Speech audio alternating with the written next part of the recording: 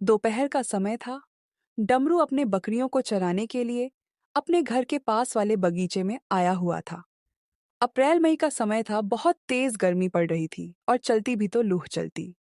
डमरू एक बहुत गरीब घर का रहने वाला लड़का था। उसके पिताजी एक किसान थे। उसकी माँ और उसके पिताजी दोनों ही एक साथ मिलकर खेत में काम किया करते थे। बचपन से ही घर में पैसे की कमी होने के वजह से डमरू कभी स्कूल नहीं गया। लेकिन उसकी माँ सीता, वह थोड़ी पढ़ी लिखी थी, इसलिए हर रोज शाम को वह डमरू को पढ़ना सिखाती थी। और ऐसे ही डमरू को थोड़ा बहुत पढ़ाई का ज्ञान होता है। उसके पिताजी का नाम है रामू। रामू बहुत सीधा साधा और परिश्रमी इंसान था। वह कभी किसी के साथ कुछ गलत नहीं करता और गलत होते हुए देखा भी नहीं जाता। बस इसी कारण जतनपुर गांव में रामू को लोग बहुत इज्जत देते थे। एक दिन सुबह का समय था। डमरू अभी भी सोया हुआ था। सीता खाना बना रही थी और रामू बकरियों को पानी पिला रहा था। अरे डमरू बेटे, अभी तक सोया हुआ है? उठ जा, देख तेरी चंपा और मिट्टी तुझको बुला रही हैं। डमरू अभी भी सोया हुआ था तो रामू आकर कहता है,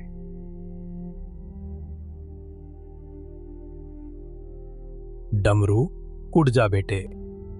डमरू उठकर बैठ जाता है और कहता है, पता नहीं क्यों पापा, मुझे आजकल बहुत ज्यादा नींद आने लगी है। सुनिए ना पापा, बस 10 मिनट सो लेने दीजिए ना। सुनो, ज्यादा नौटंकी मत करो, समझे? इतना सोओगे तो आदत व खराब ना हो जाएगा। चलो चलो, अब एकदम समय बर्बाद ना करके जल्दी जल्दी हाथ मुंह धो के नाश्ता करो और अपने चंपा और मिट्टी को चराने ले जाओ। वो लोग भी सुबह से भूखी हैं। अरे हाँ पापा, हम तो ये भूल ही गए थे। बेचारी मेरी चंपा और मिट्टी दोनों ही सुबह से बहुत भूखी होंगी। पापा, आप और मम्मी खेत में जाइए, मैं नहा धोकर नाश्ता करके मिट्टी और चंपा को चराने लेकर चले जाऊंगा। और हाँ, आप बिल्कुल भी टेंशन मत लेना, मैं अपने साथ खाने का डब्बा भी ले जाऊंगा। ये हुआ ना बात? अच्छा तो ठीक है, अब तुम उठो, मैं और तुम्हारी मम्मी खेत में काम करने जा रही हैं। ठीक है पापा। उसके बाद थोड़ी देर में रामू और सीता दोनों खेत में काम करने के लिए घर से निकल जाते हैं और डमरू भी रेडी होकर अपनी बकरियों को चराने के लिए निकल जाता है। डमरू मन का सच्चा और दिल का बहुत नेक इंसान है, लेकिन जब उससे कोई टेढ़ी तरह से बात करता तो वह भी उसी भाषा में जवाब देता है। अरे चंपा, थोड़ा धीरे धीरे नहीं चल सकती क्या रे? मुझे पता है तुम दोनों को बहुत भूख लगी है, लेकिन इसका मतलब ये तो नहीं कि तुम दोनों मिलकर मुझे गधा जैसा दौड़ाओगे। तनिक धीरे धीरे चलो रे। डमरू अपने बकरियों से इस तरह बात करता है जैसे मानो वह दोनों उसकी दोस्त हो और उसकी सारी बातें समझती हों। जतनपुर गांव में कोई भी डमरू से नफरत नहीं करता था, क्योंकि वह किसी से बिना वजह बहसबाजी या झगड़ा नहीं करता, अपने से बड़ों की इज्जत करता और इसलिए सभी उसे बहुत प्यार किया करते। वह अपनी बकरियों को चराते चराते थक जाने पर एक बड़े पेड़ के नीचे बैठ जाता है और कहता है, हे बजरंगबली, मेरी दोनों ही बकरियां कितनी अच्छी है। हमारे पूरे गांव में किसी के पास भी मेरे जैसे बकरियां नहीं हैं। पर क्या मेरी पूरी जिंदगी गरीबी में ही बीतेगी? हमको कुछ तो ऐसा करना पड़ेगा जिससे हमारा समय बदले और मम्मी पापा को आराम मिले। पर मुझे तो ज्यादा पढ़ना लिखना भी नहीं आता, मैं भला क्या ही कर सकता हूं। डमरू अपने आप से ये सब बातें कह रहा होता है कि उतने में उसकी बकरियां चरते चरते अचानक दौड़ने लगती हैं। ये सब देख के डमरू कहता है, अरे अरे, तुम लोगन पगला गए का रे? इतना बढ़िया घास है, चुपचाप से खाना चाहिए, तो तुम दोनों को ज्यादा मस्ती सूझ रहा है। देखो, ज्यादा आना पाना करोगे ना तो सजा दूंगा। ऐसे ही दोपहर हो जाती है। चलो भाई, दोपहर हो गया है, मैं भी कुछ खा लेता हूँ। वहां मम्मी पापा भी खाना खा रहे होंगे। फिर डमरू खाना खाने के लिए बैठ जाता है। वह सबसे पहले थोड़ा खाना भगवान जी को चढ़ाता है और फिर उसके बाद खुद खाना चालू करता है। शाम के 3:30-4 बजे वे अपने बकरियों को ले आ रहा होता है। तभी उसे गांव के बबलू चाचा मिलते हैं और कहते हैं, अरे कहाँ हो डमरू बबुआ, बकरियां चरा के आ रहे हो? हाँ चाचा जी, प्रणाम।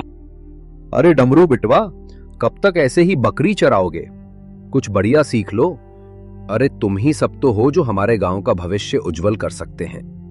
चाचा जी, आप बात तो बहुत सही कह रहे हैं, पर हमारे समझ नहीं आता कि हम करें तो क्या करें। ज्यादा पढ़े लिखे भी नहीं हैं। अरे बेटा, तो क्या हुआ अगर तुम ज्यादा पढ़े लिखी नहीं हो तो? इस दुनिया में बहुत से ऐसे महान आदमी हैं जो ज्यादा पढ़े लिखे नहीं हैं लेकिन बहुत सफलता हासिल किए हैं। देखो बेटा, दिमाग लगाओगे ना तो कहीं ना कहीं तुम भी फिट बैठ जाओगे। और फिर हम तो यहां है ही तुम्हारा मदद करने के लिए। आप सच कह रहे हैं बबलू चाचा।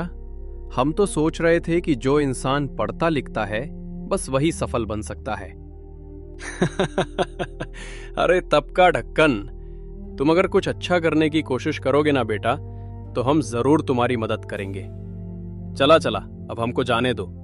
हमको जरा बाजार जाना है कुछ सामान लाने के लिए।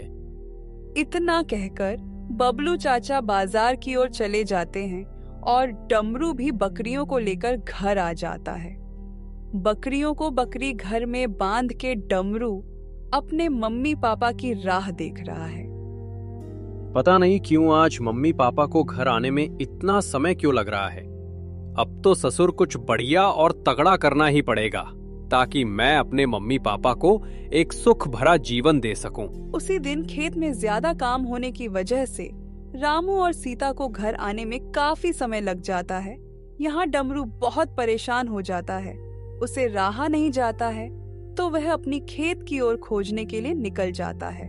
रास्ते में, अरे ओ बजरंग बली, तनिक हमारे दिल का भी कहना सुन लीजिए ना प्रभु। पता नहीं मम्मी पापा कहाँ हैं और उनको आज इतना समय क्यों लग रहा है। डमरू खोजते खोजते आगे बढ़ता है तो उसे दिखता है कि उसके मम्मी पापा सामने से आ रहे हैं। तब जाकर उसके दिल को थोड़ा आराम मिलता है और वह कहता है, धन्यवाद प्रभु। क्या है ना, मम्मी पापा को नहीं देखा ना तो अंदर से डर सा गया था। डमरू अपने मम्मी और पापा के पास जाकर कहता है, अरे आज आप लोगों को इतना समय कैसे लग गया? समझते नहीं है यार आप लोग, टेंशन ना हो जाता है। अरे डमरू बेटे, आज खेत में बहुत ज्यादा काम था और बीज भी बोने का समय जल्दी आने वाला है, इसलिए आज मुझे और तुम्हारे मम्मी को घर वापस लौटने में इतना लेट हो गया। अरे सीता, तुम भी कुछ बोलो। देखो तुम्हारा बेटा कितना चिंता में है। हाँ डमरू, तुम्हारे पापा ठीक कह रहे हैं। अगर हम ज्यादा काम नहीं करेंगे तो समय पर बीज नहीं बो पाएंगे ना, और फिर अच्छे फसल नहीं उगेंगे। डमरू एकदम चुपचाप हो जाता है और फिर प्यार से कहता है, आप लोग चिंता मत करिए मम्मी पापा, मैं बहुत ही जल्द कुछ जरूर करूंगा और फिर आप दोनों आराम से रहना। हाँ बेटा, अब तुम ही तो हमारा जीवन हो, तुम ही हमारे सब कुछ हो। उतने में रामू कहता है, तो मतलब अब घर नहीं न जाना है? ये क्या कह रहे हैं पापा? घर नहीं जाना है मतलब? आप लोगों का बात खत्म होने का नाम ही नहीं ले रहा है। कहिए तो अहीजे ऑनलाइन फूड ऑर्डर कर दें। क्या आप भी कुछ भी कहते हैं? हाँ तो चलो, घर की इधर ही रात बिताना है। अरे पापा देखिएगा, आप एक दिन ऐसा समय लाऊंगा ना कि अपने खेत से ही फूड ऑनलाइन ऑर्डर करके हम सब आराम से खाएंगे। अच्छा बेटा, भगवान करे वैसा समय आए, लेकिन अभी के लिए घर चलिए क्योंकि रात बहुत जल्द ही होने वाली है। हाँ हाँ, चलो जल्दी जल्दी चलते हैं। रामू और सीता अपने डमरू का अपने लिए इतना प्यार देखकर मन ही मन बहुत खुश हो जाते हैं, मानो जैसे उनके दिन भर की थकावट ही दूर हो गई हो। अगले दिन सुबह में डमरू सुबह के 5 बजे अपने आप ही उठ जाता है।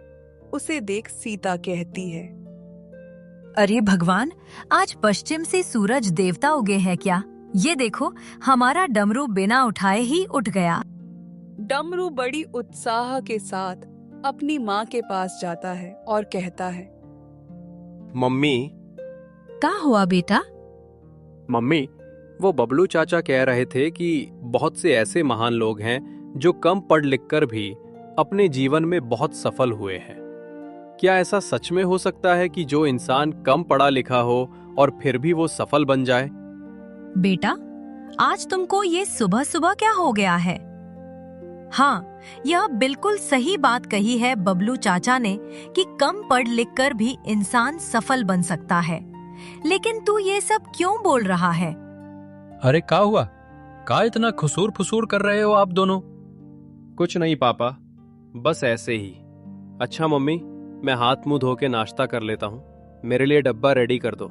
चंपा और मिट्टी को चराने भी ले जाना है। इतना कहकर डमरू बाहर फ्रेश होने जाता है और यहाँ का बात है सीता, हमारा डमरू क्या बोल रहा था? अरे कुछ नहीं जी, पता नहीं आज उसको क्या हो गया है। कह रहा था बबलू चाचा उसे बोल रहे थे कि कम पढ़ लिख कर भी लोग सफल हो जाते हैं। बस इसी विषय में वह मुझसे पूछ रहा था कि क्या ऐसा सच में होता है या नहीं। हमारा डमरुआ कितना नादान है ना सीता, हमारा ऐसा समय उससे देखा नहीं जा रहा है। हाँ जी, भगवान करे हमारे डमरू जैसा बेटा हर किसी को दे। डमरू नहा धो के नाश्ता करता है और अपने दोनों बकरियों को लेकर चराने निकल जाता है। वो रास्ते में सोचने लगता है, हे संकट मोचन मेरे प्रभु, आखिर मैं ऐसा क्या करूं जिससे हम गरीबी से बाहर निकल सके। जैसे ही डमरू अपने बकरियों को चराने के लिए उस पेड़ के नीचे पहुंचा तो वहां पर उसने देखा कि एक कोई और लड़की वहां अपनी भेड़ों को चरा रही है। डमरू उसे देखकर कहता है, अरे ओ मोहतरमा, कौन हो आप? अपने भेड़ों को यहाँ क्यों लेकर आ गई हो? जी मैं पास के गांव में रहती हूँ, अपने भेड़ को चराने के लिए यहाँ आई हूँ। देखिए मैडम, अगर आप यहाँ अपने भेड़ों को चराने ले आएंगी तो यहाँ मेरी बकरियां क्या खाएंगी? देखिए ये गांव मेरा है, इसलिए आप कल से यहाँ मत आइएगा और अभी यहाँ से चले जाइए। अरे ओ, तुम समझते क्या हो अपने आप को? ये गांव भले ही तुम्हारा है तो क्या ये जमीन भी तुम्हारे पापा की है? तुमसे थोड़ा अच्छे से क्या बात कर लिया? तुम तो जो मन में आए वो बोले जा रहे हो। डमरू सोच में पड़ जाता है। वह सोचने लगता है, आखिर ये लड़की है कौन? इसे तो आज तक कभी देखा नहीं। इसके बोलने के स्टाइल से लगता है कि तनिक पढ़ी लिखी है। इतने में वह लड़की बोलती है, क्या हुआ? अब चुप क्यों हो गए? तोते उड़ गए क्या? अब डमरू थोड़ा प्यार से कहता है, सुनिए मोहतरमा जी, मेरे कहने का वो मतलब नहीं था। चलिए कोई बात नहीं, आप यहाँ अपने भेड़ों को चरा सकती है। अरे वो तो मैं वैसे भी चराती। अच्छा ये सब छोड़िए, देखने में तो आप पढ़ी लिखी लग रही हैं। लग रही हूँ का क्या मतलब है? मैं पूरे 5वीं कक्षा तक पढ़ी हूँ। नकुल फिर से सोचने लगता है। धत ससुरा, हम तो सोच रहे थे कि ज्यादा पढ़ी लिखी होगी, पर ये तो बस 5वीं पास है। उतने में वह लड़की कहती है, ये तुम बात बात में सोचने क्या लग जा रहे हो? जो भी कहना है सीधा सीधा कहो ना। अरे कुछ नहीं, मैं सोच रहा था कि तुम्हारा नाम क्या है। तो सोचने से तुमको पता चल गया कि मेरा नाम क्या है? नहीं, मैं तो बस पूछने ही वाला था। क्या नाम है तुम्हारा? पहले चलो वहाँ उस पेड़ के नीचे बैठते हैं, क्योंकि अब और मैं नहीं खड़े रह सकती। डमरू और वह लड़की उस पेड़ के नीचे बैठते हैं और एक दूसरे के बारे में बात करते हैं। फिर डमरू कहता है, अच्छा, तुमने पढ़ाई क्यों छोड़ दी? हमारे परिवार में सिर्फ हम 3 ही जन हैं, मैं, मेरे पिताजी और मेरी माँ। लेकिन पिछले ही हफ्ते मेरे पिताजी गुजर गए, इसलिए। यह सब सुनते ही डमरू को उस लड़की के लिए बहुत बुरा महसूस होता है। वह दोनों घंटों उस पेड़ के नीचे बातें करते हैं और बकरियां और भेड़ बगल के घास चर रहे होते हैं। यहाँ पर रामू और सीता भी खेत में काम करके थक गए होते हैं, तो वह अपने खेत के बीच में जो पीपल का पेड़ है उसके नीचे बैठकर बातें कर रहे हैं। चलो सीता, आज का काम तो आधा से ज्यादा खत्म हो चुका है, इसलिए आज हम जल्दी घर जा पाएंगे। हाँ जी, आप सही कह रहे हैं। सब तो आप ही की वजह से हैं। भगवान करे इस साल का फसल बहुत अच्छा हो। थोड़ी देर आराम करने के बाद वह दोनों फिर से काम करने लगते हैं और यहाँ पर डमरू और वह लड़की अभी भी वहीं उस पेड़ के नीचे बैठे हैं। अच्छा डमरू, जैसा कि तुमने बताया कि तुम्हारे खेत में एक बहुत बड़ा पीपल का पेड़ है और खेत भी है, इन सब को लेकर मेरे दिमाग में एक बिजनेस आइडिया है, बताऊं? हाँ अनीता, क्या बिजनेस आइडिया है तुम्हारे पास? बताओ, शायद वही करने से कुछ हो जाए। देखो, तुम्हारे खेत में बहुत बड़ा पीपल का पेड़ है जिस पर हम ट्री हाउस बना सकते हैं और उसे as a hotel in nature service दे दो, जहाँ पर शहर के लोग गांव में आकर पेड़ पर बने हुए घर में रहने का आनंद ले पाएंगे और खेती कर पाएंगे और गांव में बना हुआ शुद्ध खाना खाकर खुद को तृप्ति कर पाएंगे। उन्हें ये सब देकर तुम कुछ पैसे इन रिटर्न चार्ज कर पाओगे।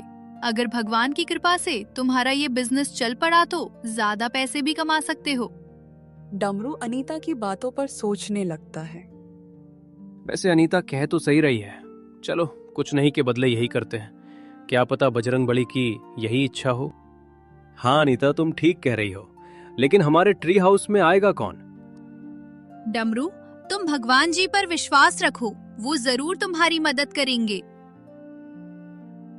उस दिन घर वापस आते वक्त डमरू बबलू चाचा से मिलने जाता है। अरे कहाँ हो बिटुआ, का हालचाल बा? आज हमारे यहाँ कैसे आ गए भैया? नमस्ते बबलू चाचा जी, वो आज मुझे कुछ आपसे काम है इसलिए आया हूँ। अरे हाँ ललुआ, हम तो हर मदद जरूर करेंगे।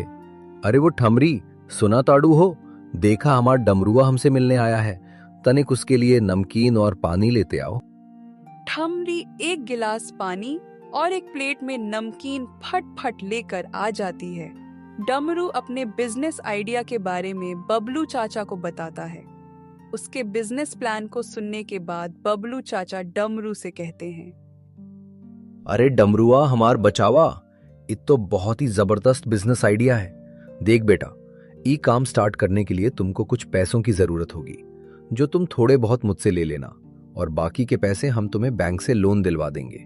उसके बाद तुम्हारा जो खेतवा है उसमें हम टीरी हाउस बनवाएंगे। साथ ही जिन पर्यटकों को खेती में रुचि हुई तो वो लोग हमारे गांव में खेती करने का भी अनुभव ले सकते हैं। और बचवा, का पता तुहार ई काम से हमारे गांव का प्रगति हो जाए। सभी बातें होने के बाद बबलू चाचा और डमरू उसकी मम्मी और पापा से इस बारे में बताते हैं। वह बैंक से लोन लेते हैं और ट्री हाउस बनाने का काम चालू हो जाता है। कुछ ही दिनों में उनका बहुत खूबसूरत सा ट्री हाउस बनकर रेडी हो जाता है और सरप्राइजिंगली जिस दिन उनके ट्री हाउस का उद्घाटन होता है, अनीता अपने साथ एक आदमी को ले आती है। जी, क्या आप ही का नाम डमरू है और क्या यह आप ही का ट्री हाउस है? जी सर, मैं ही डमरू हूँ और ये हमारा ही ट्री हाउस है। कहिए, मैं आपकी क्या सेवा कर सकता हूँ? इस छोटी बच्ची ने हमको यहाँ आने के लिए बहुत रिक्वेस्ट किया है, इसलिए हम सोचे क्यों ना यहाँ के ट्री हाउस का अनुभव ले ही लिया जाए। इतना सुनते ही डमरू, बबलू चाचा और उसके मम्मी पापा बहुत खुश हो जाते हैं और फिर आगे डमरू कहता है, तो क्या सर जी आप हमारे ट्री हाउस का लुत्फ उठाने आए हैं? मेरा मतलब है, क्या आप हमारे ट्री हाउस में रहकर उसका अनुभव लेना चाहते हैं? जी डमरू जी, आप बिल्कुल सही समझे हैं। चलिए अब मुझे और रहा नहीं जा रहा है आपका ट्री हाउस देखने के लिए। डमरू धर्माजी को ट्री हाउस में ले जाता है। अंदर से ट्री हाउस बहुत ही ज्यादा सुंदर था। उसकी बड़ी बड़ी खिड़कियों से पूरा गांव और गांव की हरियाली दिख रही थी, जिसे देख धर्माजी बहुत खुश हो जाते हैं और कहते हैं, लाजवाब डमरू जी, बहुत ही खूबसूरत है आपका ट्री हाउस। अच्छा, हमको यहाँ और क्या क्या मिलेगा? सर जी, रहने के लिए आपका यही कमरा होगा और खाने के लिए हम गांव का शुद्ध मिट्टी के बर्तनों में बनाया हुआ खाना। अगर आपको खेती में रुचि हो या उसका अनुभव लेना हो तो हम आपको वो भी करवाएंगे, और अगर आपको गाय बकरियों का सेवा करना है तो आप वो भी यहाँ पर कर सकते हैं। जी, हम बस इतनी ही सर्विस दे सकते हैं। आप इसे बस इतना ही कहते हैं? अरे डमरू जी, यह तो आपका बिजनेस पूरा एग्रो टूरिज्म को प्रमोट करने वाला है और मेरा यकीन मानिए आप इसमें बहुत ऊंची सफलता को हासिल करने वाले हैं। सर जी, आपका बहुत बहुत धन्यवाद। अब आप यहाँ की सर्विस एंजॉय कीजिए। धर्माजी डमरू के ट्री हाउस में पूरे 2 दिन के लिए रुकते हैं और उसी 2 दिनों में उन्होंने गांव में बना हुआ शुद्ध खाना खाए, उस ट्री हाउस में आराम और सुकून की नींद ली, उनके खेतों में खेती करने का अनुभव लिए और गाय और बकरियों को चारा भी खिलाए। वहां से जाने के वक्त वह डमरू को 25,000 रुपए का चेक देते हैं। चेक का अमाउंट देखकर डमरू, बबलू चाचा, अनीता और उसके मम्मी पापा सभी चौंक जाते हैं। तो डमरू बहुत ज्यादा खुश होकर कहता है, सर जी, इतना बड़ा अमाउंट का चेक हम तो अपने पूरी जिंदगी में पहली बार देख रहे हैं। आपका बहुत बहुत धन्यवाद। अरे ये तो कुछ भी नहीं है डमरू जी। वैसे पेशे से मैं एक व्यापारी हूँ। मेरा मुंबई शहर में अपना खुद का एक छोटा सा कंपनी है। वहाँ मेरे कंपनी में 250-300 एम्प्लॉइज मेरे साथ काम करते हैं। वहाँ जाने के बाद मैं उन सभी से रिक्वेस्ट करूंगा कि अगर आपको गांव का अनुभव लेना है तो यहाँ जतनपुर में डमरू जी के ट्री हाउस अनुभव लेने जरूर जाएं। डमरू अपने मन में थोड़ी देर सोचने लगता है और फिर अनीता से कहता है, सुनो ना अनीता, ई एम्पॉली मतलब क्या होता है? अरे डमरू, वो एम्पोली नहीं एम्प्लॉय होता है, जिसका मतलब होता है वर्कर्स यानी मजदूर। फिर डमरू भगवान जी को शुक्रिया अदा करता है और धर्मा जी से कहता है, सर जी, आपका बहुत बहुत धन्यवाद। आप तो खुद ही इतने बड़े बिजनेसमैन निकले, और जब आप वहाँ अपने मजदूरों से हमारे ट्री हाउस की बातें करेंगे तो वैसे हमारे ट्री हाउस का प्रचार भी हो जाएगा। उतने में बबलू चाचा कहते हैं, तुम एकदम सही कहते हो डमरू बेटा। सुनिए सर जी, हम और हमारे गांव के जितने भी लोग हैं, हम सब आपके आभारी रहेंगे। देखिए, आपका सर्विस क्वालिटी ही इतनी अच्छी थी, कोई भी एकदम खुश हो जाएगा। अच्छा, तो अब मेरे जाने का वक्त हो गया है।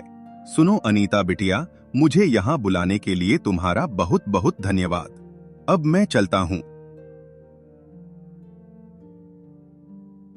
उस दिन वहां से जाने के बाद धर्माजी अपने कंपनी के एम्प्लॉइज को डमरू के ट्री हाउस के बारे में बताते हैं। सारे एम्प्लॉइज वहां का एक्सपीरियंस लेने के लिए बहुत ही ज्यादा उत्सुक हो जाते हैं। सभी को वहां जाकर वहां का अनुभव लेने का मन होने लगता है। 1-2 हफ्ते बीतने के बाद शहर से 2 लोग आते हैं। गांव में आते वक्त रास्ते में उनकी मुलाकात बबलू चाचा से होती है।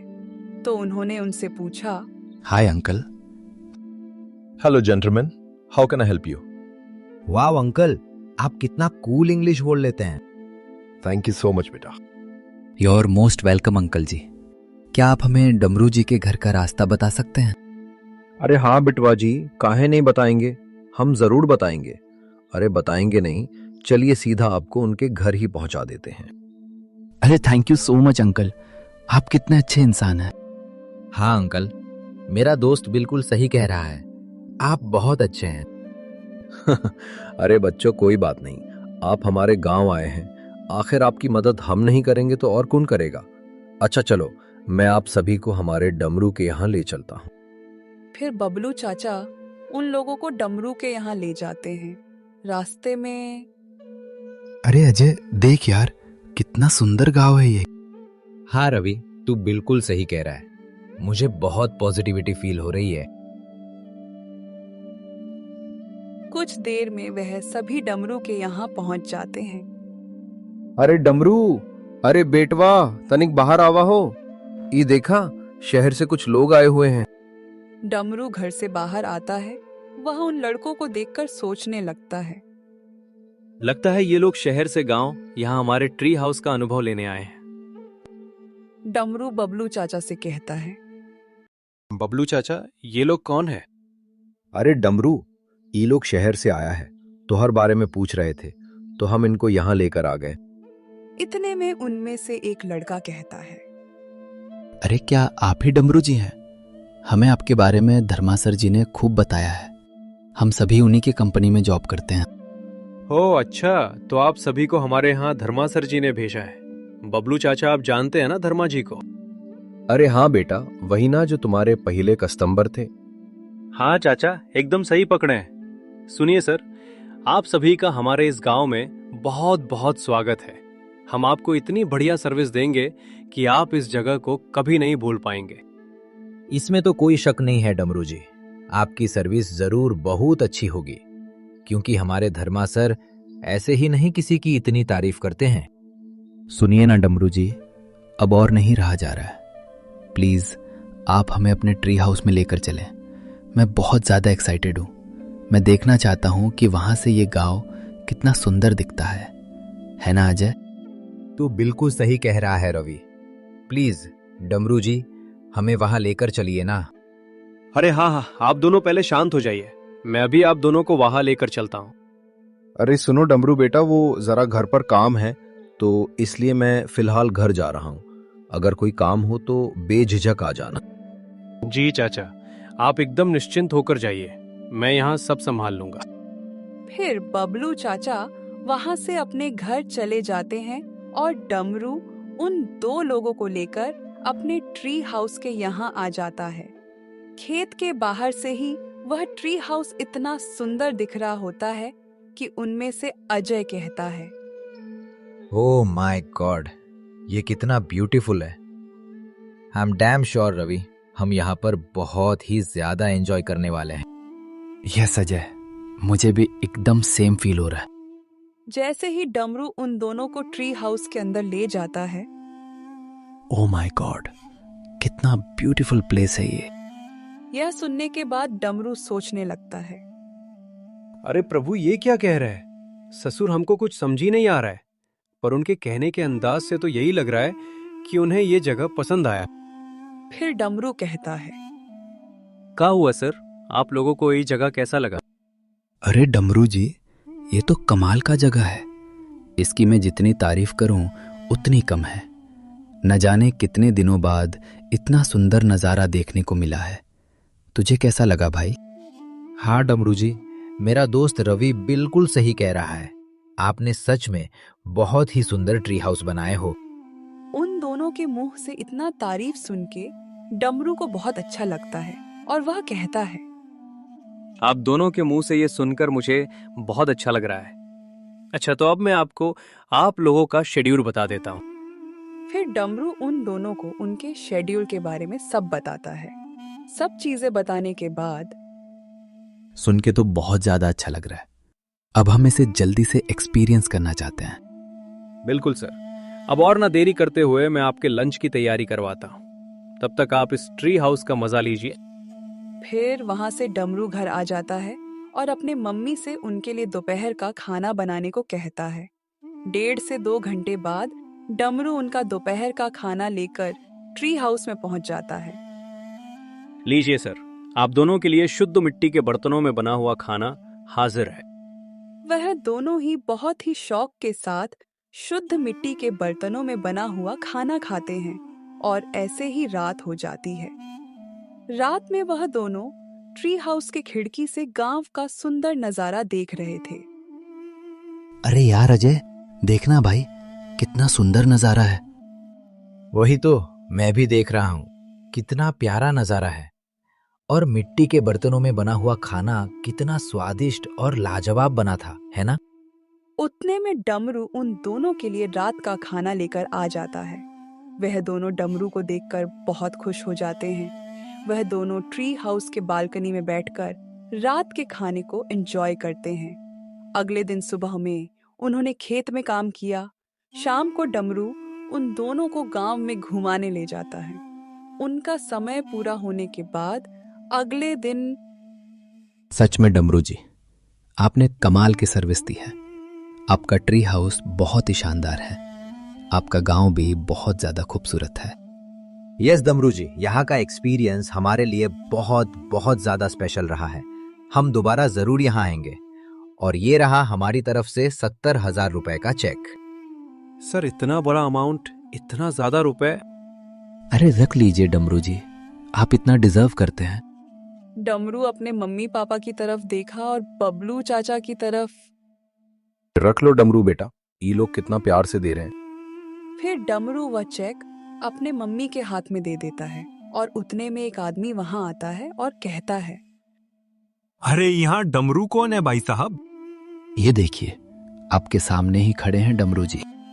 वह आदमी कहता है, जी सर, मेरा नाम संजय है और मैं सीसीए बैंक से आया हूँ। आपकी चर्चा हमारे पूरे जिला में हो रही है। आपको सहायता देने के लिए हमारे बैंक के मैनेजर ने मुझे यहाँ आपको बिजनेस लोन ऑफर देने के लिए भेजा है। डमरू बबलू चाचा के यहाँ देखता है और कहता है, अरे बबलू चाचा, जरा देखिए ना ये क्या कह रहे हैं। बबलू चाचा आगे आते हैं और कहते हैं, हाँ सर, आप ये बताइए कि आपकी बैंक हमें कितने तक का बिजनेस लोन ऑफर कर रही है और आप लोगों का क्या टर्म्स एंड कंडीशंस है, और बिजनेस लोन पर आपकी बैंक कितना % इंटरेस्ट नॉर्मली लेती है। और जैसा कि आपने अभी कहा है कि आपके मैनेजर ने हमको यहाँ बिजनेस लोन ऑफर देने के लिए आपको यहाँ भेजे हैं, तो उस ऑफर में हमें कितना % इंटरेस्ट पे करना होगा। जी सर, इस पेपर में हमारे बैंक का बिजनेस लोन के लिए सभी टर्म्स एंड कंडीशंस लिखे हुए हैं। और सर, वैसे तो हमारी बैंक बिजनेस लोन पर 1 साल का 13% इंटरेस्ट चार्ज करती है, पर चूंकि हम आपको ऑफर में बिजनेस लोन दे रहे हैं तो आपको 1 साल में सिर्फ 7.5% इंटरेस्ट पे करना होगा। उस आदमी के सभी बातों को ध्यान से सुनने के बाद और उस पेपर पर लिखे सारे टर्म्स एंड कंडीशंस को पढ़ने के बाद बबलू चाचा डमरू और रामू और सीता से कहते हैं, सुनो रामू बेटे और सीता बेटी, ये ऑफर बहुत ही अच्छा है। यदि डमरू इस ऑफर को एक्सेप्ट कर लेता है और बिजनेस लोन ले लेता है तो उसकी मदद से हम अपने ट्री हाउस सर्विस प्रोवाइड करने के बिजनेस को और भी ज्यादा आगे बढ़ा सकते हैं। और क्योंकि ये एक एग्रो टूरिज्म है तो आगे चलकर डमरू अपने गांव वालों को काम भी दे सकता है, जिससे सिर्फ डमरू का नहीं बल्कि इस पूरे गांव का विकास होगा। मेरे हिसाब से तो बेटा ये बहुत ही बढ़िया ऑफर है। अब तुम दोनों भी अपनी राय बताओ। इसमें हमारी राय की क्या जरूरत है बबलू चाचा जी? जब आप कह रहे हैं तो ये जरूर अच्छा होगा। तुम क्या कहती हो सीता? आप बिल्कुल सही कह रहे हैं। जब चाचा जी आप कह रहे हैं तो हमें ये ऑफर जरूर ले लेना चाहिए। सबकी हाँ सुनने के बाद डमरू उस ऑफर को एक्सेप्ट कर लेता है। वह बैंक में जाकर सारे डॉक्यूमेंटेशन और प्रोसीजर को पूरा करके बिजनेस लोन ले लेते हैं। घर वापस आते वक्त रास्ते में अचानक सीता डमरू से पूछती है, अरे डमरू बेटा, जरा सुन। क्या हुआ मम्मी? अरे वो उस दिन जो धर्मासर जी को छुटकी लड़की लेकर आई थी ना, वो कौन है? डमरू सोचने लगता है। अरे मोरी मैया, काहो मालिक, जिस बात का डर था आखिर वही करवा दिए आप। अरे क्या जरूरत थी मम्मी को बबलू चाचा के सामने ये बात पूछने की? इतने में सीता फिर से कहती है, अरे बताओ, इतना का सोचने लगे? अरे सीता बिटिया, अब नवाबजादे का मुंह नहीं चलेगा। हम बताते हैं। तो ऐसा है कि हमको ऐसा लग रहा है कि शायद तुम्हारे डमरुआ ने तुम्हारे लिए पत्तों खोज लिया है। क्यों? फिर पहले तो डमरू खूब शर्माता है, पर बाद में अनीता के बारे में बता देता है। ऐसे ही डमरू का ट्री हाउस में सर्विस देने का बिजनेस धीरे धीरे बहुत तरक्की करता है। अब सिर्फ भारत से ही नहीं, दूसरे देश के टूरिस्ट भी डमरू के ट्री हाउस का अनुभव लेने आने लगे थे। डमरू अपने व्यापार को और ज्यादा आगे बढ़ाने के लिए गांव में जितने भी पेड़ थे सभी पर छोटे छोटे ट्री हाउस बनवा देता है। वह गांव के दूसरे किसानों को गांव में आए टूरिस्ट को खेती करने का अनुभव दिलाने का काम दे देता है। समय के साथ साथ अपने आप जतनपुर गांव को ट्री हाउस सर्विस प्रोवाइडर के नाम से पहचान मिल गई। अब अनीता और डमरू दोनों ही मिलकर इस काम को हैंडल कर लिया करते और डमरू की वजह से पूरे गांव वालों को पता चला कि किसी भी चीज में कैसे व्यापार किया जा सकता है।